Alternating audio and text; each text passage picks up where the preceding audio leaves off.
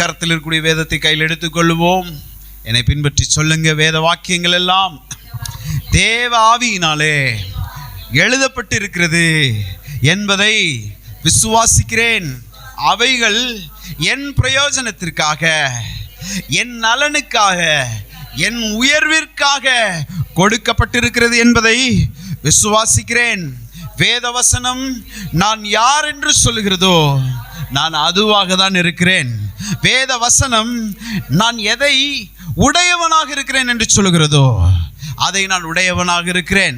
வேத வசனம் என்னால் எதை செய்ய முடியும் என்று சொல்லுகிறதோ அதை என்னால் செய்ய முடியும். இன்று என்னுடைய செவிகள் வேத வசனத்திற்கு கேட்கிறதாகவும் என்னுடைய மனது வேத வசனத்திற்கு திறந்ததாகவும் இருக்கிறது. இன்றைய நாளிலே வேதம் சொல்லும் தேவையான மாற்றங்களை என்னுடைய இருதயத்திலே ஏற்படுத்திக் கொள்வதற்கான தைரியத்தையும் பக்குவத்தையும் தாழ்மையையும் பரிசுத்த ஆவியானவர் எனக்கு கொடுத்திருக்கிறார் என்று விசுவாசிக்கிறேன். ஆமென். கரங்களை தட்டி கர்த்தருடைய நாமத்தை மகிமைப்படுத்துவோம். கர்த்தர் நல்லவர். ஆமென். Praise God. இந்த நாள் தியானத்திற்காக எரேமியா 31 அதிகாரம் 4வது வசனத்திற்கு நேராக நம்முடைய வேதத்தை திருப்பிக் கொள்ளுவோம். I would like you to turn your Bible into the book of Jeremiah chapter 31 and verse 4. Praise God. நாம் எல்லாரும் சேர்ந்து அதை வாசிக்க போகிறோம். கர்த்தர் நம்மை ஆசீர்வதிப்பாராக. இஸ்ரவேல் என்னும் கன்னிகையே, மறுபடியும் உன்னை கட்டுவிப்பேன், நீ கட்டப்படுவாய். மறுபடியும் நீ மேல வாத்தியத்தோடும் ஆடல் பாடல் செய்கிறவர்களின் களிப்புள்ள கூட்டத்தோடும் புறப்படுவாய். அல்லேலூயா சொல்லுவோமா? கர்த்தர் நம்ம கிட்ட இந்த வாரத்திலே பேச விரும்புகிற வார்த்தை இதுதான். அல்லேலூயா. ஆண்டவர் என்ன சொல்றாரு? இஸ்ரவேல் என்னும் கன்னிகையே, மறுபடியும் உன்னை கட்டுவிப்பேன். அல்லேலூயா. நீ கட்டப்படுவாய். எல்லாரும் சொல்லுங்க. மறுபடியும் கர்த்தர் என்னை கட்டுவிப்பார், நான் கட்டப்படுவேன். அல்லேலூயா. மறுபடியும் நீ மேல வாத்தியத்தோடும் ஆடல் பாடல் செய்கிறவர்களின் களிப்புள்ள கூட்டத்தோடும் புறப்படு போவாய். நீ சும்மா அப்படியே தலையை குனிஞ்சிட்டு துக்கத்தோடு நீ போக போகிறது கிடையாது. என்னைக்கும் துக்கமுகமாகவே நீ இருக்க போகிறது கிடையாது. ஆண்டவர் சொல்கிறாரு, உனக்கும் டான்சிங் சீசன் வரப்போகுது. ஆமென் சொல்லுங்க பார்ப்போம். அல்லேலூயா. Dancing season. அல்லேலூயா. நம்ம குழந்தை பருவங்களில் பாருங்க, ஒரு டான்சிங் பருவம் இருக்கும் பாருங்க. அதனால தான் சொல்லுவாங்க, பட்டாம்பூச்சி போல சிறகடிக்கிற ஒரு வயசுன்னுவாங்க இல்லையா? அதெல்லாம் தாண்டி தான் நம்ம வந்திருக்கோம். எந்த பாரமும் இல்லை, எந்த கவலையும் இல்லை. பாருங்க, எதை கேட்டாலும் அப்பா அம்மா என்ன செஞ்சிருவாங்க? வாங்கி கொடுத்துருவாங்க. விளையாட்டு ஜாமான் வாங்கி கொடுத்துருவாங்க, சாப்பிட்றதுக்கு வாங்கி கொடுத்துருவாங்க, ட்ரெஸ் வாங்கி கொடுத்துருவாங்க. நம்ம வேலையெல்லாம் அப்படியே கையை தூக்கிட்டு ஓடுறது தான் பாருங்க. குடு குடு குடு குடு குடுன்னு ஓடுறது, அங்கே ஓடுறது இங்கே வர்றது. அதுக்குள்ளேயே தெரியும் பாருங்க, ஒரு களிப்பு தெரியும் பாருங்க. எந்த நேரமும் டான்ஸிங்காகவே இருக்கும் பாருங்க. சில குழந்தைங்களை பார்த்துருக்கீங்களா? அது டான்ஸ் ஆடிக்கிட்டே தான் இருக்கு. எது செஞ்சாலும் சரி ஒரு டான்ஸ் ஓடிக்கிட்டே இருக்கும் உள்ள. அதுக்கு அர்த்தம் என்னன்னா, அது இருதயம் எப்படி இருக்கான்? களிப்பா இருக்கான், ஆனந்தமா இருக்கான், ஹாப்பியா இருக்கு. அல்லேலூயா. இன்றைக்கு இந்த செய்தியை கேட்கிற ஒரு சிலர் இதுக்கு சம்பந்தமே இல்லாதவர்களை போல நீங்கள் உட்கார்ந்துருக்கலாம். மேபி டான்ஸா, அதுக்கும் எனக்கும் சம்பந்தமே கிடையாது. எங்கெங்க என் வாழ்க்கையில் டான்ஸ்? ஆன்லைனில் என்னுடைய வார்த்தைகளை பார்த்து கொண்டிருக்கிற தேவனுடைய பிள்ளையே, உன்னை பார்த்து நான் சொல்லுகிறேன், உனக்கு ஆடல் பாடல் செய்கிற காலத்தை கர்த்தர் வைத்திருக்கிறார். உன்னுடைய துக்க நாட்கள் முடிந்து போகும் என்று கர்த்தர் சொல்லுகிறார். ஆமென் சொல்லி பெற்றுக்கொள். Praise God. இந்த வசனத்தில் பாருங்க, பிரைஸ் காட், 3 காரியம் சொல்லப்படுகிறது. என்ன காரியம்னா, இஸ்ரவேல் என்னும் கன்னிகையே, மறுபடியும் உன்னை கட்டுவிப்பேன். கட்டுவிப்பேன்னா, and again I will build thee. இங்க என்ன போட்டிருக்கு? again I will build thee. மீண்டும் மறுபடியும் நான் உன்னைய என்ன செய்ய போறேன்? கட்ட போறேன்.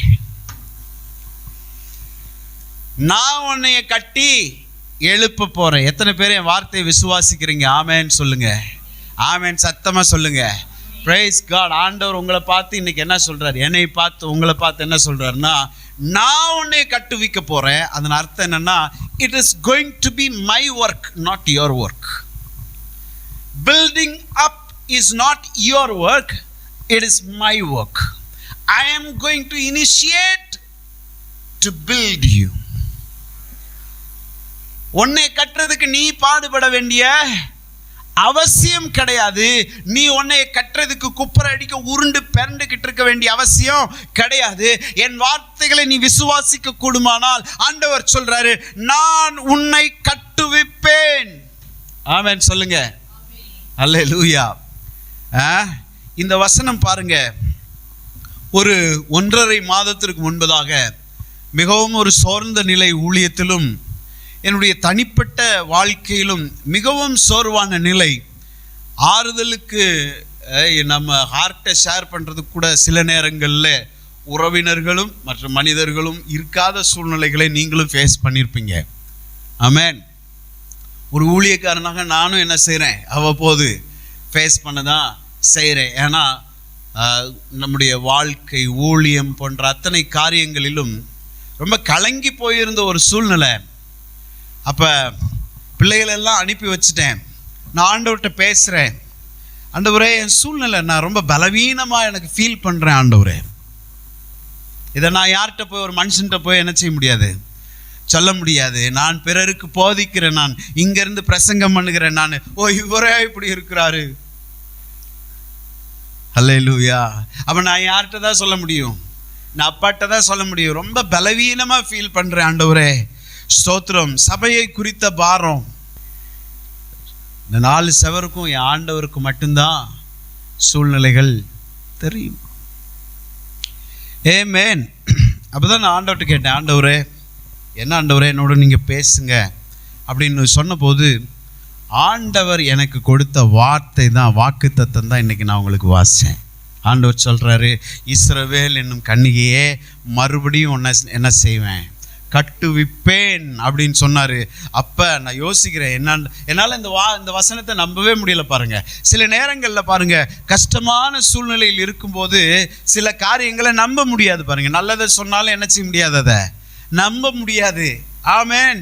அப்படி அனுபவிச்சிருக்கீங்களா? அப்படிப்பட்ட சூழ்நிலைகளை நீங்கள் பார்த்துருக்கீங்களா? நம்ம இருக்கிற கடினமான சூழ்நிலையில் யாராவது ஏதாவது ஒரு நல்லதை சொன்னால் கூட அந்த நல்லதை என்ன செய்ய முடியாது, நம்மளால் நம்ப முடியாது. ஏன்னா என்னுடைய சூழ்நிலை. ஆண்டவர் இன்னைக்கு உங்களை நிச்சயமாக பார்த்து சொல்கிறாரு, நான் உன்னை கட்டுவிப்பேன். I will build you. நீ உன்னை கட்டுறதுக்காக. அப்போ தான் நான் யோசித்தேன், அப்போ ஆண்டவர் என்கிட்ட பேசுவதை போல இருந்தது. நீ உன்னை கட்டுவதற்காக, உன் ஊழியத்தை கட்டுறதுக்காக, உன் குடும்பத்தை கட்டுறதற்காக நீ உருண்டு பிறண்டுகிட்டு இருக்க வேண்டிய அவசியம் கிடையாது. உன்னோட முக்கிய வேலை என்னன்னா, நீ என்னைய விசுவாசிக்க ஆரம்பிக்கணும். அதை தான் ஆண்டவர் அன்னைக்கு என்கிட்ட சொன்னார். நீ பிரயாசப்படுறத நீ என்ன செய்ய, நிறுத்து, என்கிட்ட வந்து கொஞ்ச நேரம் உக்காருன்னாரு. உருள்றத பெறல்றத விடு, என்கிட்ட கொஞ்ச நேரம் அமைதியா உட்காரு, நான் செய்யறத நீயே பாரு. வசனம் என்ன சொல்லுது? நீங்கள் அமர்ந்திருந்து நானே தேவன் என்று அறிந்து கொள்ளுங்கள். ஆண்டவருக்குள்ள இன்ஸ்ட்ரக்ஷனே அதுதான். நீ முதல்ல உட்காரு. நான் உனக்கு தேங்க்யூ லார்ட், நான் உனக்காக ஏதாவது செய்யணும்னா நீ முதல்ல உட்காரணும். எல்லாரும் சொல்லுங்க, தேவன் என் வாழ்க்கையில கிரியை செய்யணும்னா நான் அமர்ந்திருக்க வேண்டும். ஆமென். எப்படி அமர்ந்திருக்கணும்? கர்த்தர் எனக்காக காரியங்களை செய்கிறார். அல்லேலூயா. Praise God. பல ஜப நேரங்களில் பாருங்க, ஜபத்துக்கு போயிடுவேன் பாருங்க, பாடுவேன் பாருங்க, கொஞ்ச நேரம் அந்நிய பாஷை பேசுவேன் பாருங்க, எப்படியாவது போய் ஜபம் பண்ணிடணும்டா. ஒரு பிரச்சனைன்னு ஒன்று வரும்போது தான் ஒரு ஜபத்துக்கே எண்ணம் வரும் பாருங்க. எத்தனை பேருக்கு அது அந்த அனுபவம் இருக்கு? சந்தோஷமா இருக்கிற எல்லாம் ஓடுறது, எங்கிட்டோ திரும்பிக்கிட்டு ஓடுறது. கஷ்டம் நெருங்க நெருங்க பாருங்க, உள்ளுக்குள்ள ஒரு பயம் வந்துடும் பாருங்க. அப்போ தன்னாடி ஆண்டவரை தேட போயிடுறது பாருங்க. பிரச்சனை நேரத்தில் ஓடுறது, எப்படியாவது இன்னைக்கு ஒரு எப்படியா கொஞ்ச நேரமாவது நல்லா ஜெபம் பண்ணிடணும்டான்ட்டு ஓடி சோத்திரம் என்னமாச்சும் சொல்ற அந்நிய பாஷையெல்லாம் பேசி நானே உருண்டு பிறண்டுக்கிட்டு இருப்பேன் பாருங்க. அப்ப ஆண்டவர் எனக்கு உணர்த்துவாரு, உட்காரு உட்காரு, பி ஸ்டில், அமர்ந்துரு. உள்ள ஆத்மாவில் உடம்பு தான் உட்கார்ந்துருக்கும் பாருங்க. சில சமயம் நீங்க ஒருவேளை என் செய்தியை கேட்டுக்கொண்டு இருக்கும்போது நீங்க கூட இப்ப அப்படி இருக்கலாம், இது தீர்க்க தரிசனமான வார்த்தையாக கூட இருக்கலாம் பாருங்க. உங்க உடம்பு தான் உட்கார்ந்துருக்கும் சர்ச்சுக்கு வந்துட்டேன்னு சொல்றதுக்காக. ஆனா உள்ளுக்கு எந்திரிச்சு இப்படி எந்திரிக்கிறதாவே தோணிக்கிட்டு இருக்கும் பாருங்க. எந்திரிச்சு ஓடணும் போலவே, அதை செஞ்சிடணும், இதை செஞ்சிடணும், அப்படி செஞ்சிடணும், இப்படி செஞ்சிடணும். அதை என்ன பண்றது? உள்ள ஓடிக்கிட்டே இருக்கும், கட கட கட கட கடன் பதறிக்கிட்டே இருக்கும். இதை செய்யணும், அதை செய்யணும், அவங்கள பார்த்துடணும், இவங்களை கூப்பிட்டுணும், இவங்கள்ட்ட ஹெல்ப் கேட்டு பார்ப்போமா, அங்க ஏதாச்சும் முயற்சி பண்ணி பார்ப்போமா. ஆண்டவர் சொல்ற, உட்காரு, ஃபர்ஸ்ட் உட்காரு, ரியாலிட்டிக்கு வா. பல முறை நான் அனுபவிச்சிருக்கேன் ஜெப நேரத்தில், உங்களுக்கு நான் சொல்றேன். அல்லேலூயா. பல முறை நான் அனுபவிச்சிருக்கேன் ஆண்டவர் என்கிட்ட சொல்றத. அப்புறம் நான் விட்டு கொடுப்பேன். ஒன்னை நான் கண்டுக்கு ஒரு நாள் ஆண்டவர் எனக்கு இதை கற்றுக் கொடுத்த போது நான் செஞ்ச காரியத்தை நான் உங்களுக்கு சொல்றேன் பாருங்க. நான் எதையும் பற்றி கவலைப்பட போறது கிடையாது ஆண்டவரே, நான் உங்கள்கிட்ட உட்கார போறேன்னு நான் தீர்மானம் பண்ணும் போதுதான் பாருங்க என் உடம்பும் என் மனசும் உட்காரும். அல்லேலூயா. இல்லைன்னா உடம்பு மட்டும்தான் உட்கார்ந்துட்டு இருக்கும், மனசு ஓடிக்கிட்டே இருக்கும் பாருங்க. இன்னைக்கு இந்த காலை வேளையில கர்த்தர் சொல்றாரு, அல்லேலூயா, நான் உன்னைய கட்ட போறேன், கட்டுவிக்க போகிறேன். அதாவது என்னன்னா, நானே உன்னை கட்டி எழுப்ப போறேன். அப்ப உங்களுடைய என்னுடைய வேலை என்னது? Praise God. விசுவாசிக்கணும், ஸ்தோத்திரம் சொல்லணும். எல்லாரும் சொல்லுங்க, கர்த்தாவே நீர் என்னை கட்டுவிப்பேன் என்று இந்த நாளிலே வாக்கு பண்ணினீரே, உமக்கு ஸ்தோத்திரம். அல்லேலூயா சொல்லுவோமா? சோ ஃபர்ஸ்ட் என்ன சொன்னேன்? அவர் கட்ட போறாராம். அதாவது ஹிஸ் ஒர்க். இந்த வசனத்துல ஃபர்ஸ்ட் பார்க்கிற காரியம் என்னன்னா, ஹிஸ் ஒர்க், அவருடைய வேலை. அவர் தான் நம்மள கட்ட போறாரு. இரண்டாவது என்ன சொல்றாருன்னா, நீ கட்டப்படுவாய். என்னவா? நீ கட்டப்படுவாய். எல்லாரும் சொல்லுங்க, நான் கட்டப்படுவேன். ஃபர்ஸ்ட்ல இருந்து சொல்லுவோம், அவர் என்னை கட்டுவிப்பார், நான் கட்டப்படுவேன். அதன் அர்த்தம் என்னன்னா, பிரைஸ் காட், ஒருவேளை இந்த பாதி கட்டின கட்டிடங்கள் அப்படியே இருக்கும் பாருங்க. இந்த பாதி கட்டின கட்டிடங்களும் இந்த பாதி அஸ்திபாரம் போட்டு அப்படியே பாசம் பிடிச்சி மழை அது மேல விழுந்து அது இருக்கிற கட்டிடங்கள் ஒரு அவமான சின்னமாக தான் இருக்கும். பார்த்துருக்கீங்களா? அவமான சின்னம் தான் அது. எத்தனையோ கட்டிடம் பார்த்துருப்பீங்க நீங்க, பல வருஷமா மழையிலையும் வெயிலையும் கடந்து பாசம் பிடிச்சு உள்ள செடிகளாம் முளைச்சு அப்படியே இருக்கும். அந்த கட்டடத்தை பார்ப்பதற்கு அது ஒரு அவமான சின்னம் தான். காரணம் என்ன? பெரிய ஒரு ப்ராஜெக்ட் எடுத்து ஒருத்தன் ஆரம்பிச்சிட்டாரு, ஆனா அந்த ப்ராஜெக்ட் அவரால் என்ன பண்ண முடியல, முடிக்க முடியல. அல்லேலூயா. ஒருவேளை நீங்களே உங்களை இப்படிப்பட்ட அரைகுறையாக கட்டப்பட்ட ஒரு கட்டிடத்தை போல உணர்கிறீர்களா? Price God. என்ன அடுத்தவங்க பார்க்கும்போது நான் அரைகுறையா கட்டப்பட்ட ஒரு கட்டடம் போலதான் அப்படியே இருக்கேன். கட்டடம்னு சொல்லலாம், ஆனா நான் முழுமையாய் கட்டடமா நான் மாற கிடையாது அப்படின்ற எண்ணத்தோடு இந்த வார்த்தைகளை நீங்கள் கேட்பீர்கள் என்றால், இந்த காலை வேளையில கர்த்தருடைய வார்த்தை உங்களுக்கு இறங்கி வருகிறது. நீ கட்டப்படுவாய். எத்தனை பேர் அதை விசுவாசிக்கிறீங்க? Praise God. சொல்லுங்க, நான் கட்டப்படுவேன். பல நேரங்கள்ல நான் விசுவாச அறிக்கை செய்த போது நீங்களும் பார்த்துருப்பீங்க என்னைய. Praise God. நீங்க என்னை கவனிச்சிருப்பீங்க. சில காரியத்தை என் மனசுல இருந்து நிறைஞ்சு நான் பேசும்போது என் கையில் 5 பைசா இருக்காதுங்க. எத்தனை பேர் பார்த்துருக்கீங்க அப்படின்னு? நான் ஏதாவது உற்சாகத்தின் மிகுதியில, கர்த்தருடைய வார்த்தையின் மிகுதியில பல முறை பேசியிருக்கேன். என் வாழ்க்கையில் அதை பார்த்துருக்கேன். என்னையும் அறியாம கர்த்தருடைய வசனம் ஏதோ ஒன்றை என்னை அறிக்கை செய்ய வைக்கும் பாருங்க. நான் சொல்லுவேன், கர்த்தர் என்னை இப்படி செய்வாருன்னு சொல்லுவேன். 5 பைசா சலசமே என் பாக்கெட்ல இருக்காது. சொன்ன மாதிரியே கர்த்தர் செஞ்சிருப்பாரு. ஆமென். அல்லேலூயா சொல்லுவோம்.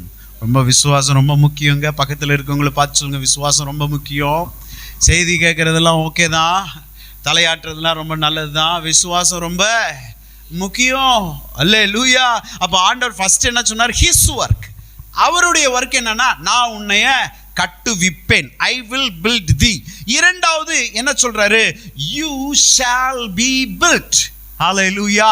நீ மீண்டும் கட்டப்படுவாய். கட்டப்படுவாய்னா என்ன அர்த்தம்னா கட்டளை. ஹல்லேலூயா. கட்டப்படுவாய் அப்படின்னா என்ன அர்த்தம்? கட்டளை. His command. ஃபர்ஸ்ட் என்ன சொன்னேன்? ஹிஸ் ஒர்க், நம்மளை கட்டுவிக்கிறது. இரண்டாவது நீ கட்டப்படுவாய்ன்னு சொல்றாரு, அதுக்கு பேர் என்னது? ஹிஸ் கமாண்ட், அவருடைய கட்டளை. சரி, வசனம் என்ன சொல்லுது? அவர் சொல்ல ஆகும். இரண்டாவது சத்தமா சொல்லுங்க, அவர் கட்டளையிட. அவர் கட்டளையிட்டாச்சுன்னா எதை கட்டளையிட்டாரோ அது நின்றுதான் தீரணும். அவர் எதை கட்டளையிட்டாரோ அது நடந்துதான் தீரணும். இங்க ஆண்டவர் என்ன கட்டளை இடுகிறார்? நீ கட்டப்படுவாய். அவ்வளவுதான், முடிஞ்சு. ஒரு வார்த்தையும் இல்லை. சர்ச்சை விட்டு போகும்போது கச கச கச கசன்னு பேசிட்டு போகக்கூடாது. ஐயோ அது அப்படி ஆச்சே, இது இப்படி ஆச்சேன்னு.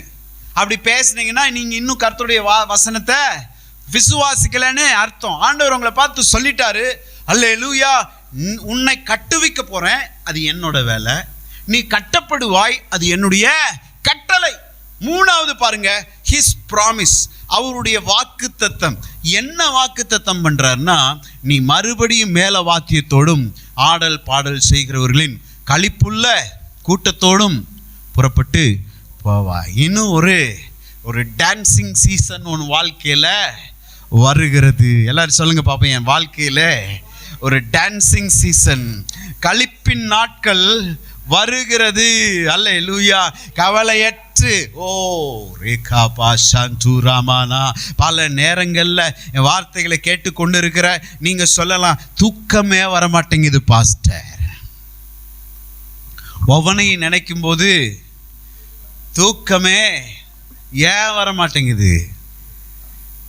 உள்ள துக்கம், கவலை தூங்கவே விடாது. பல எண்ணங்கள் பாருங்க. பிள்ளைகளை என்ன பண்ண,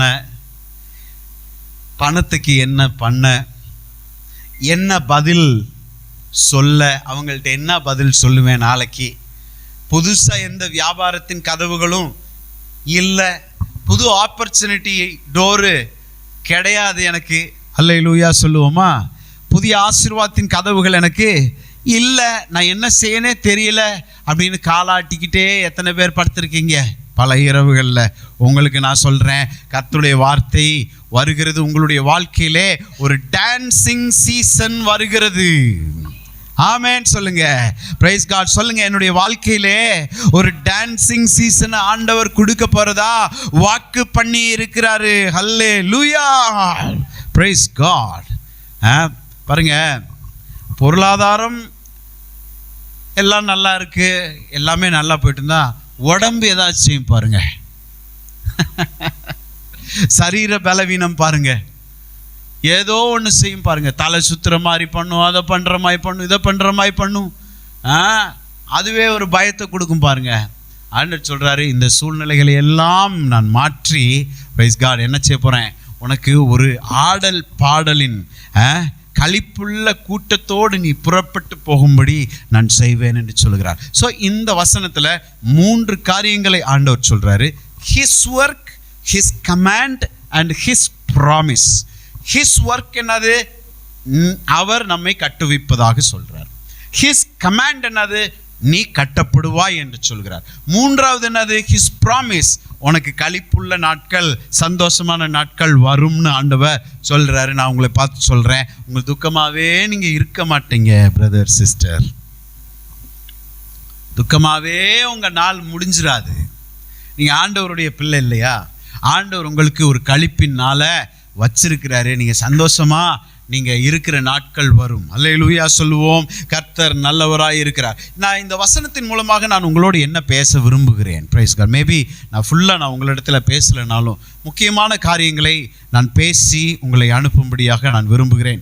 எரேமியா 31 அதிகாரத்தின் 13வது வசனத்தில் வசனம் சொல்லுகிறது பாருங்க, பிரைஸ் காட். அப்பொழுது கன்னிகைகளும் வாலிபரும் முதியோரோடும் கூட ஆனந்த களிப்பாய் மகிழுவார்கள். நான் அவர்கள் துக்கத்தை சந்தோஷமாக மாற்றி, எல்லாரும் சொல்லுங்க பார்ப்போம், நான் அவர்கள் துக்கத்தை சந்தோஷமாக மாற்றி அவர்களை தேற்றி அவர்கள் சஞ்சலம் நீங்க அவர்களை சந்தோஷப்படுத்துவேன். ஒரு முறை கூட வாசிப்போமா? Price God. வாசிப்போம். நான் அவர்கள் துக்கத்தை சந்தோஷமாக மாற்றி அவர்களை தேற்றி அவர்கள் சஞ்சலம் நீங்க அவர்களை சந்தோஷப்படுத்துவேன்.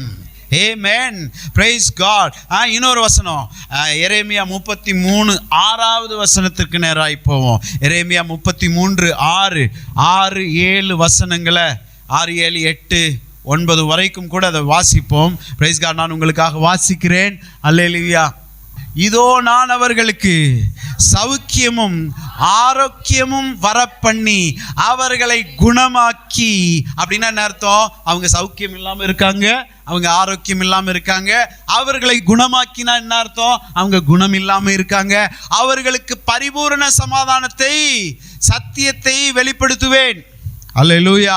நான் யூதாவின் சிறையிருப்பையும் இஸ்ரவேலின் சிறையிருப்பையும் திருப்பி முன்னிருந்தது போல் அவர்களை திரும்பியும் பாருங்க கட்டுவித்து, முதல்ல இருந்தது மாதிரியே மீண்டும் நான் என்ன பண்ண போறேன்? கட்டுவித்து. அடுத்த வசனம் 8வது வசனம். அல்லேலூயா. அவர்கள் எனக்கு விரோதமாய் குற்றம் செய்த அவர்களுடைய எல்லா அக்கிரமங்களுக்கும் அவர்களை நீங்களாக்கி சுத்திகரித்து அவர்கள் எனக்கு விரோதமாய் குற்றம் செய்து எனக்கு விரோதமாய் துரோகம் பண்ணின அவர்களுடைய எல்லா அக்கிரமங்களையும் மன்னிப்பேன். இது ஒரு பெரிய ஒரு விஷயம் பாருங்க. ஆண்டவர் இவ்வளவுலாம் பண்றது நம்ம ரொம்ப நல்லதை செஞ்சுட்டு வந்ததுனால இல்லை, நம்ம குற்றம் செய்திருக்கிறோம். ஆண்டவருக்கு பல நேரங்கள் என்ன செஞ்சிருக்கோம்?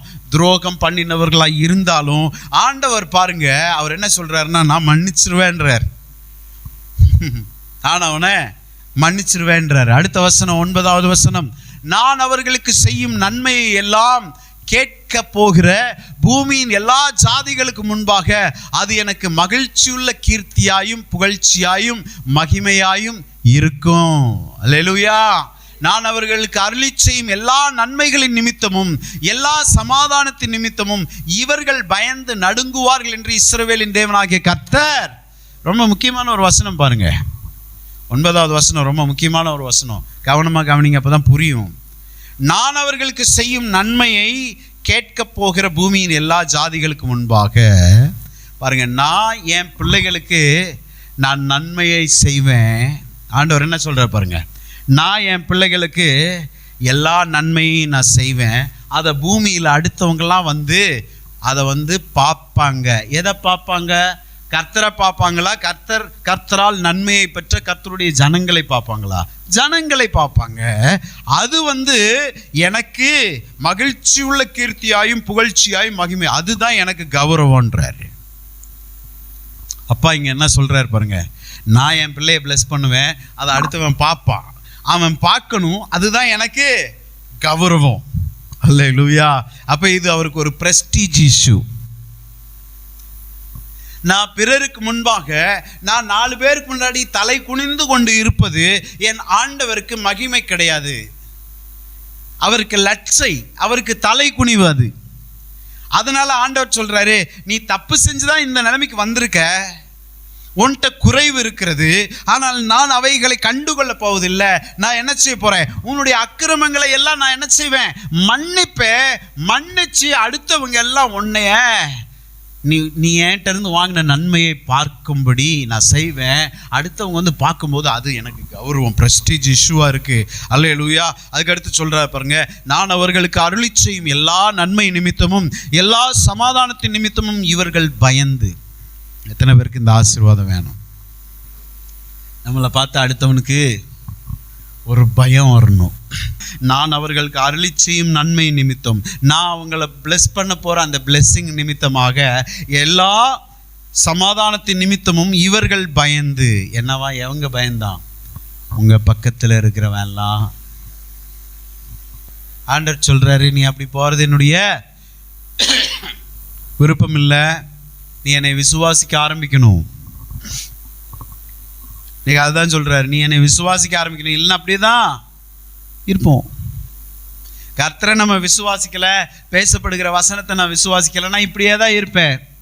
ஆனால் ஆண்டவர் சொல்றாரு, நான் உன்னை கட்ட போறேன், நீ கட்டப்பட்டுருவ, திரும்ப களிப்பின் சத்தத்தை கொடுக்குறேன்றாரு, அதுக்கடுத்து ஆரோக்கியத்தை வர பண்ணுறேன்றாரு, நான் திரும்பி கட்டுவிப்பேன்றாரு. பல வசனங்களை உங்களுக்கு எடுத்து காமிச்சேன். இந்த இடத்துல சொல்றாரு, அடுத்தவனுக்கு முன்னாடி உனக்கு நன்மை செய்வேன், அந்த நன்மையை அடுத்தவன் வந்து பார்க்குவான், அது எனக்கு மகிமையா இருக்கும். இரண்டாவது என்ன சொல்றாரு, நான் உனக்கு செய்ய போகிற நன்மையை பார்த்து அவன் என்ன செய்ய ஆரம்பிச்சிருவான்? பயப்பட ஆரம்பிச்சிருவான். எப்படி பயப்படுவான்? இந்த ஜனங்களுக்கு இவங்களுக்குள்ள தெய்வம் ஒரு சாதாரணமான ஆளா இருக்கவே முடியாது. இந்த பயம் வரணுமா வேண்டாமா? நீங்க நடந்து போனாலே எந்திரிக்கணும் பாருங்க. ஏன் தெரியுமா? உலகத்தில் இருக்கிறவனை காட்டிலும் நமக்குள் இருக்கிற ஆண்டவர் எவ்வளோ பெரிய ராஜாவை உள்ள வச்சுக்கிட்டு நம்ம வந்துட்டு இருக்கோம். ஒண்டிக்கட்டையா இருக்கீங்கன்னு நினைக்கிறீங்களோ? ஒத்தையா இருக்கேன்னு நினைக்கிறீங்களோ? கொஞ்சமா இருக்கேன்னு நினைக்கிறீங்களோ? கர்த்தர் சொல்றாரு, உலகத்துல இருக்கிற அத்தனை பேரை காட்டிலும் பெற்றுக்கொள்ளுங்க. Receive it in the name of Jesus. உலகத்தில் இருக்க அத்தனை பராக்கிரமசாலிகளை காட்டிலும் உனக்குள்ள இருக்கிற நான் ஒரு ஆளு மிகவும் பெரியவராய் இருக்கிறேன் என்று கர்த்தர் சொல்றாரு. எத்தனை பேர் அதை விசுவாசிக்கிறீங்க? சொல்லுங்க பாப்போம். உலகத்தில் இருக்கக்கூடிய சத்தமா, உலகத்தில் இருக்கக்கூடிய அத்தனை பராக்கிரமசாலிகளை பார்க்கிலும் எனக்குள் இருக்கிற அந்த ஒரே தேவன் மிகவும் பெரியவராய் இருக்கிறார். அல்லேலூயா. கரங்களை தட்டி கர்த்தருடைய நாமத்தை மகிமைப்படுத்துவோம். சரி, என்ன அக்கறை பண்றாரு பாருங்க. Restoration. Our God is a God of restoration. Amen. நம்முடைய தேவன் மறுசீரமைக்கிறதுல விருப்பமுள்ள தேவன் பாருங்க. அல்லேலூயா. புதுசு வாங்கலாங்க எல்லாம். எனக்கும் இந்த மறுசீரமைக்கிறதெல்லாம் ரொம்ப பிடிக்கும் பாருங்க. அதனால பேசுகிறேன் அந்த லைனில். எனக்கு ஏதாவது ஒரு புது பொருளை ஒன்று வாங்கி வைக்கிறத விட, ஒரு பொருள் போயிருக்குது, ஏதோ ரிப்பேர் ஆகிருக்கு, அதை திரும்ப ரெடி பண்ணி அதை பழைய நிலைமைக்கு கொண்டு வரதில் எனக்கு ஒரு அலாதி பிரியுங்க. அல்லேலூயா. சிலவங்க சொல்லுவாங்க, அதை தூக்கி போடுப்பா, அதை வச்சுட்டு என்ன பண்ண, தூக்கி போடுப்பா, வேற வாங்கப்பா புதுசா அப்படின்வாங்க. எனக்கு அதில் விருப்பம் இருக்காது. ஏதாவது உடஞ்சி கலண்டு மூளையில் கிடக்கும் பாருங்க, அதை பார்த்துக்கிட்டே இருப்பேன், பல நாள் பார்த்துக்கிட்டே இருப்பேன். அது ஒரு மனசில் ஒரு ஓரத்தில் ஓடிக்கிட்டு தான் இருக்கும் பாருங்க. என்னைக்கோ ஒரு டைம் ஒரு எடுத்து உட்காந்து ஸ்க்ரூ டிரைவர் எடுத்து கழட்டி பேஸ்ட் எடுத்து ஒட்டி எப்படி இருந்துச்சோ அந்த மாதிரி பழைய நிலைமைக்கு ஆக்கி அந்த வாட்சிலையும் கிருன்னு ஒரு அலாரம் அடிச்சிருச்சுன்னு வைங்க, எனக்கு மனசில் இருக்கும் பாருங்க ஒரு சந்தோஷம், ஆகா அப்படின்னு.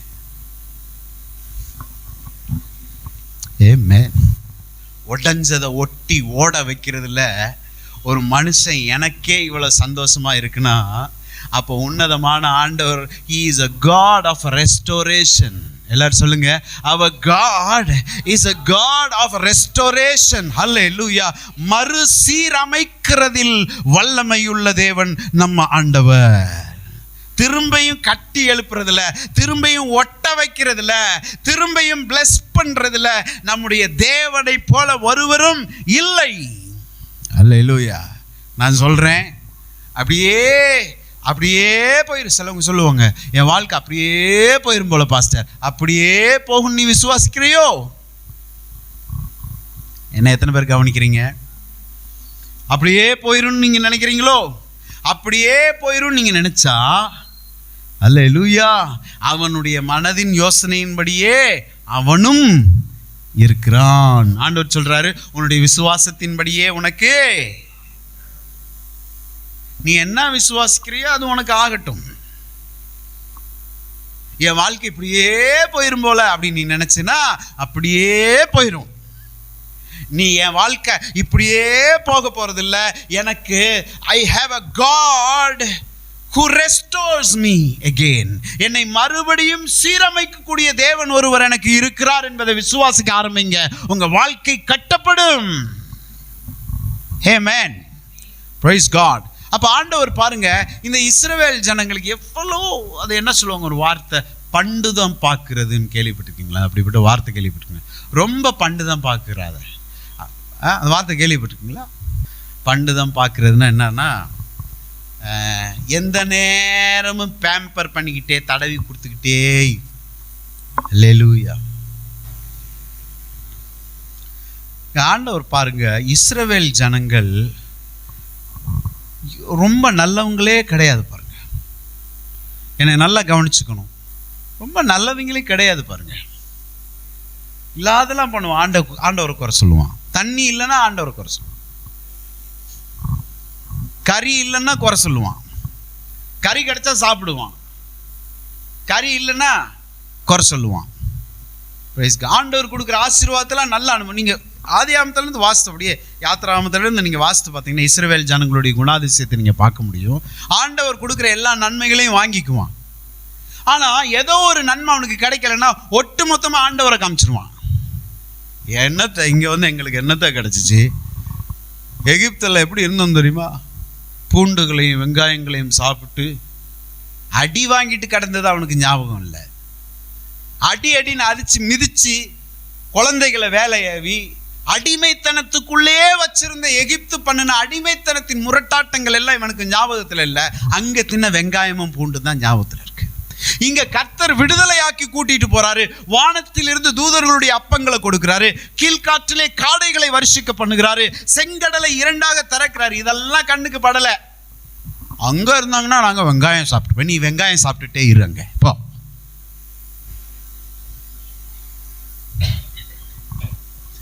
கண்ணுக்கு முன்னாடி அற்புதம் செய்யறாருங்க. இஸ்ரவேல் ஜனங்கள் செங்கடலை திறக்கிறாரு.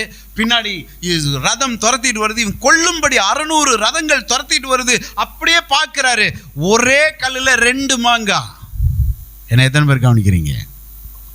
செங்கடலை திறக்கிறாரு. இஸ்ரவேல் ஜனங்கள் வெளியே போறாங்க. பின்னாடி ரதங்கள் வருகிறது. அதே செங்கடல் திரும்ப மூடுது. எகிப்தியர் எல்லாம் என்ன செஞ்சிட்டாங்க? அங்கதான் சொல்றாங்க, இன்று கண்ட எகிப்தியனை என்றும் இனி காண்பதில்லைன்னு அங்கதான் வசனம் சொல்றாங்க. பயங்கர அற்புதம் செஞ்சாருங்க. Price God. எனக்கு ஒரு கேள்வி வந்துச்சு இதெல்லாம் பார்க்கும்போது. பாருங்க, கவனிங்க, எதுக்கு ஆண்டவர் இந்த ஜனத்தை தெரிந்தெடுத்தார்? உலகத்தில் இருக்க எல்லாமே மனுஷன் தானே. எனக்காவது இந்த கேள்வி உங்களுக்கு வந்திருக்கா? என்னை கவனிக்கிறீங்களா? Are you listening me, following me? உலகத்தில் எல்லாரும் மனுஷன்தான். ஏன் குறிப்பிட்ட இஸ்ரவேல் ஜனத்தை மட்டும் ஆண்டவர் அவருடைய ஜனம்னு தெரிந்தெடுத்தாரு? காரணம் வேணும் தானே. அவர் பட்சபாதம் உள்ள ஆண்டவர். அப்ப பார்ஷியாலிட்டி பண்றாரா?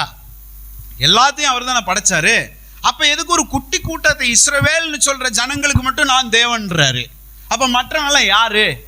எதுக்காக இவர் தெரிந்தெடுத்தார்? அதை நான் கொஞ்சம் யோசிக்க ஆரம்பிச்சேன். பாருங்க, பல காரியங்கள் அதிலிருந்து வருகிறது. அல்லேலூயா. அதுல முதலாவது, தேவன் ஏன் இஸ்ரவேலரை தெரிந்து கொண்டார் என்றால், அல்லேலூயா, because he loved their fathers. அல்லேலூயா. ஆண்டவர் இந்த இஸ்ரவேல் கோத்திரத்தின் முற்பிதாக்களை மிகவும் நேசித்திருந்தார், அன்பு கூர்ந்திருந்தார். அவங்களுக்கு கொடுத்த வாக்கு தான் இவங்களை என்ன செஞ்சிச்சு? காப்பாத்துச்சு.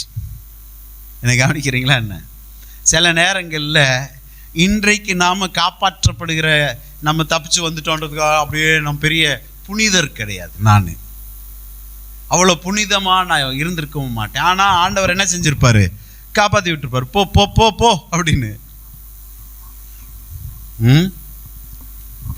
ஏன் காப்பாத்துறாரு? நம்ம ரொம்ப நல்லவங்கன்னா, நம்முடைய முற்பிதாக்கள் யாரு? ஃபர்ஸ்ட் முற்பிதா ஆபிரகாம். நான் உன்னை ஆசீர்வதிப்பேன், உன்னை பெருகவே நீ ஆசீர்வாதமாய், நீ கடற்கரை மணலை போல உன் சந்ததிய பெருக பண்ணுவேன், வானத்து நட்சத்திரங்கள். எங்கேயோ கொடுத்த வார்த்தை இன்னைக்கு உங்கள்கிட்ட நினைக்கிறாரு. அந்த மனுஷனுக்கு கொடுத்த வார்த்தை, அந்த மனுஷன் உண்மை முத்தமா வாழ்ந்து பிதாவுக்கு முன்பதாக ஆண்டவரேன்ட்டு இருந்தவர், பிள்ளையவே கடவுளுக்கு கொடுக்க துணிஞ்சவர்கிட்ட அவர் வாக்குத்தத்தம் பண்ணினாரே, அந்த வாக்குத்தத்தத்தை நினைச்சு இன்னைக்கு உன்னை மாட்டி விட்டுருப்பேன், ஆனா அவனுக்கு நான் வாக்கு கொடுத்துட்டேன், அதனால நீ தப்பிச்ச.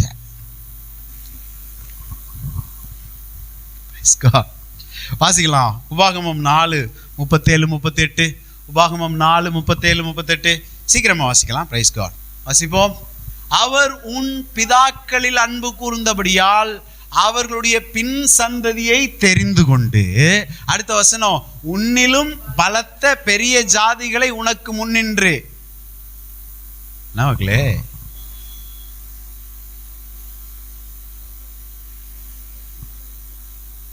அவர் உன் பிதாக்களில் அன்பு கூர்ந்தபடியால் அவர்களுடைய பின் சந்ததியை தொடர்ந்து கர்சரை வச்சு நாட்டுங்க. உன்னிலும் பலத்த பெரிய ஜாதிகளை உனக்கு முன்னின்று துரத்தவும், உன்னை அழைத்து கொண்டு போய் இந்நாளில் இருக்கிறது போல அவர்கள் தேசத்தை உனக்கு சுதந்திரமாய் கொடுக்கவும், உன்னை தமது முகத்துக்கு முன் தமது மிகுந்த வல்லமையினால் எகிப்திலிருந்து புறப்பட பண்ணினார். ஏங்க எகிப்திலிருந்து புறப்பட பண்ணீங்க? ஏங்க எனக்கு நன்மை செஞ்சீங்கன்னு கேட்டா, பல நேரங்களில் நீங்களும் நானும் கர்த்தருடைய நன்மையை பெற்றுக்கொள்ள அளவுக்கு நம்ம நல்லவங்க கிடையாது. அப்படியே ஜபிச்சிட்டோமா? சொல்லுங்க பாப்போம். யாராச்சும் அப்படி சொன்னீங்கன்னா உங்களுக்கு இன்னைக்கு நான் ஒரு மரியாதையாக உங்களுக்கு ஷால்லாம் போத்தி அனுப்ப விரும்புகிறேன். கரெக்டாக ஜபிக்கிறோம், கரெக்டாக ஆண்டவரை துதிக்கிறேன், கரெக்டாக பைபிள் படிக்கிறேன், சரியா இருக்கிறேன். யாருங்க அப்படி இருக்கோம்? என்ன பிரசங்கம் பண்ணிட்டு இருக்கேன் நான் அப்படி இருக்கேனா? யாருமே கிடையாது. ஆனாலும் ஏன் ஆசீர்வதிக்கப்படுகிறோம்? முற்பிதாக்கள்ல தேவன் அன்பு வச்சு வாக்கு தத்தம் கொடுத்ததுனால அந்த வாக்கு தத்தத்துல இன்னமும் என்னவா இருக்கிறாராம்? உண்மையுள்ளவராய் இருக்கிறார். அல்லேலூயா. சரி, ஆபிரகாமுக்கு எனக்கு என்ன சம்பந்தம் பாஸ்டர்? அவர் யூதராச்சே, எபிரேயனாச்சே, அதுக்கு நான் யாரு? நான் சம்பந்தம் இல்லாதவனே, புறஜாதியானே. நீங்க கலாத்தியர் 3:13 அதிகாரத்தின் 13-14 வசனங்களை நீங்க வாசிச்சீங்கன்னா, இயேசு சிலுவைக்கு போன காரணமே அல்லேலூயா ஆபிரகாமின் சந்ததியோடு புறஜாதிகளையும் பிளஸ் பண்றதுக்கு. இன்னைக்கு நீங்களும் நானும் ஆவிக்குரிய இஸ்ரவேலராய் இருக்கிறோம். அல்லேலூயா சொல்லுங்க. சரீர பிரகாரமா யூதர்கள் வேற, நம்ம வேறையா இருக்கலாம். ஆனா ஆவியில நீங்களும் ஆவிக்குரிய இஸ்ரவேலராக தான் இருக்கீங்க. நீங்கள் ஆண்டவருடைய பிள்ளைனா நீங்கள் இஸ்ரவேல் ஜனமாக தான் இருக்கிறீங்க. அல்லேலூயா. ஸோ ஃபர்ஸ்ட் ஆண்டவர் ஏன் இஸ்ரவேல் ஜனங்களை தெரிந்து கொண்டார்? முற்பிதாக்களில் தேவன் என்ன செஞ்சாராம்? அன்பு கூர்ந்தார். அல்லேலூயா. இது ரொம்ப முக்கியம். Deuteronomy chapter 7:7. அல்லேலூயா. உபாகமம் 7 அதிகாரத்தின் 7வது வசனம் ரொம்ப முக்கியமான ஒரு வசனம். கவனமாக வாசிங்க. எல்லாரும் சேர்ந்து வாசிப்போம் சத்தமா. சகல ஜனங்களிலும் நீங்கள் திரட்சியான ஜனம் என்று கர்த்தர் உங்கள் பேரில் அன்பு வைத்து உங்களை தெரிந்து கொள்ளவில்லை. நீங்கள் சகல ஜனங்களிலும் கொஞ்சமாயிருந்து. கவனிக்கிறீங்களா என்ன? இதில் ஒரு காரியத்தை நான் பேசும்படி விரும்புகிறேன். 7:7 சகல ஜனங்களிலும் நீங்கள் திரட்சியான, எல்லாம் ஒரு முறை கூட வாசிப்போம். சகல ஜனங்களிலும் நீங்கள் திரட்சியான ஜனம் என்று கர்த்தர் உங்கள் பேரில் அன்பு வைத்து உங்களை தெரிந்து கொள்ளவில்லை. நீங்கள் சகல ஜனங்களிலும் கொஞ்சமாயிருந்தீங்க. நீ ரொம்ப பெரிய ஆளு, பெரிய கூட்டம்னு உன்னை நான் செலக்ட் பண்ணல. உலகத்தில் வேற எல்லாத்துக்கும் பெரிய கூட்டம் இருந்துச்சு. ஆனால் இஸ்ரவேலுக்கு மட்டும்தான் கொஞ்சம் கூட்டம். வேற எல்லா ஜாதிகளுக்கும் ராஜா இருந்தாங்க. இஸ்ரவேலுக்கு மட்டும் ஆளுகை செய்யறதுக்கு ஆளே இல்லை. அநாத மாதிரி சுத்தி திரிஞ்சான். ஆண்டவர் சொல்றாரு, இந்த ஜனத்தை நான் கையில் எடுக்க போறேன். I am going to take this people. இந்த ஜனங்களுக்கு நான் யாரா இருக்க போறேன்? தேவனா இருக்க போறேன். இந்த ஜனங்கள் என் ஜனமா இருப்பாங்க அப்படின்ட்டு இஸ்ரவேலுக்கு சொல்லி காமிக்கிறாரு. நீ பெரிய கூட்டமா இருந்ததுனால நான் உன்னை தெரிந்து கொள்ளல, நீ கொஞ்சம் ஆளா இருந்ததுனால உன்னைய. நேற்று கூட ஸ்டாஃப் மீட்டிங்ல என்னோட ஸ்டாஃப்ஸோட பேசிட்டு இருக்கும்போது பாருங்க, பிரைஸ் காட், ஹல்லேலூயா, நான் சொன்னேன் பாருங்க, இந்த லவ் பேர்டு இருக்கு பார்த்தீங்களா, லவ் பேர்டு. இந்த லவ் பேர்டு இப்போ டொமஸ்டிக் பேர்டாகவே மாறிடுச்சு. அது வைல்டு பேர்டுன்னு சொல்ல முடியும். காட்டில் அதை விட்டா செத்து போயிருங்க, திறந்து விட்டா செத்துரும். ஏன்னா இங்கே லவ் பேர்ட்ஸ் இல்லை. குறிப்பிட்ட ஒரு காட்டில் தான், அமேசான் காடா அந்த மாதிரி ஒரு காடுகளில் தான் லவ் பேர்ட்ஸ் அதிகம் இருக்குது, கூட்டமாக வாழுது. ஆனால் எல்லா இடத்துலையும் கிடையாது. இங்கே நம்ம நாட்டில் வந்து அதிக மெஜாரிட்டி என்னது காக்கா, மெஜாரிட்டி கழுகு. இப்போ நம்ம கூண்டில் நான் சீராபாளையத்தில் ஒரு முறை 2 லவ் பேர்ட்ஸ் யாரோ கொடுத்தாங்க பாருங்கள். அதுக்கு இற போடுறதுக்கு அப்படி கூண்டை திறந்தேன் பாருங்கள், பறந்துருச்சு கட கட கடன். 2 அறிவில்லாத பறவையே. அது நினச்சிருச்சு இந்த கூண்டில் இருந்து தப்பிச்சிட்டேன்னு. ஆனால் உண்மையிலேயே இப்போ தான் அது மாட்டிருச்சு. கூண்டில் இருந்தால் பத்திரமா இருந்திருக்கும். நான் போடுற சாப்பாடை சாப்பிட்டுட்டு தண்ணியை சாப்பிட்டு. ஏன்னா இந்த சூழ்நிலை அந்த லவ் பேர்ட்ஸ் வெளியே வாழ முடியவே, காகங்கள் ரவுண்ட் அடிச்சுட்டே இருக்கு, எப்படா கொத்திட்டு போலான்னு. கழுகு வட்டமிட்டுக்கிட்டே இருக்கு. ஹல்லேலூயா. கொஞ்சமா இருக்கு. அப்ப நான் இப்படி சொன்னா எப்படி இருக்குமா? நீ கொஞ்சமா இருக்க, திறந்து விட்டா என்னவா? நீ உனக்கு திறந்து ஓடதான் ஆசை. அந்த லவ் பேர்டுக்கு பாருங்க என்ன புத்தி, வெளியே ஓடதான் ஆசை. ஆனா நான் அதை வெளியே விட எனக்கு விருப்பம் இல்லை. ஏன்னா வெளியே விட்டா வேற ஏதாச்சும் அதை என்ன செஞ்சிரும். இன்னைக்கு ஆண்டவர் உங்களை என்னை பார்த்து இதான் சொல்றாரு, உனக்கு என்னை விட்டு ஓடதான் ஆசை, எப்படா தப்பிச்சு ஓடலான்னு தான் இருக்கு. நீ இல்லை, என் பிரச்சனத்தில் உட்கார்றதுல உனக்கு விருப்பம் இல்லை, என்னை விட்டு ஓடுறதுல தான் உனக்கு ஒரே குறிக்கோள். ஆண்டவர் சொல்றாரு, நீ என்னை விட்டு ஓடணுன்னா நீ பிறராலே வேட்டையாடப்படுவாய். என்கிட்ட இருக்கிறது தான் உனக்கு சேஃப். நீ கொஞ்சமா இருந்த வசனம் தானே சொல்லுது, நீ கொஞ்சமா இருந்ததுனால தான் நான் உன்னைய தெரிந்து கொண்டு இருக்கேன். நீ ரொம்ப பலவானா இருக்கிறதுனால நான் உன்னை செலக்ட் பண்ணல, நீ ரொம்ப வீக்கா இருக்கிறதுனால உன்னைய செலக்ட் பண்ண. நீ ரொம்ப ஞானமா இருந்தா உன்னை விட்டுருப்பேன், நீ எங்கேயோ உன் ஞானத்தை வச்சு பொழைச்சுக்கோணும். உனக்கு ஞானமே இல்லாதனால தான் எனக்கிட்ட பேசின வார்த்தைகளை நான் அப்படியே என் சபைக்கு நான் சொல்லுகிறேன் இயேசுவின் நாமத்தினாலே. பெரிய ஞானவானா இருக்கிறதுனால, ராக்கெட் விட்டுற அளவு உனக்கு ஞானம் இருக்கிறதுனால நான் உன்னை தெரிஞ்சுக்கல. இவன் நமக்கு வேணும்டா, இவனை யூஸ் பண்ணிடணும்டா நான் உன்னை செலக்ட் பண்ணல. உனக்கு ஞானமே சொல்லுங்க, உனக்கு பலனே இல்லை, உனக்கு ஞானமே இல்லை. அல்லேலூயா. உலகத்து குறிச்ச எந்த அறிவும் இல்லை உனக்கு. உன்னால என்ன செய்ய முடியாது, என் சமூகத்தை விட்டு போயிட்டேனா அல்லேலூயா, இந்த வெளி உலகத்துல உன்னால தாக்கு பிடிக்க முடியாது. கொடிய பறவைகள் மிருகங்கள் சூழ்ந்திருக்கு, உன்னை நிமிஷத்துல வேட்டையாடிடுவோம். எத்தனை பேர் என்ன கேட்குறீங்க? உன்னை ஒரு செகண்ட்ல வேட்டையாடிடும், நீ முடிச்சிருவோம், சகாப்தமே முடிஞ்சு போயிடும்.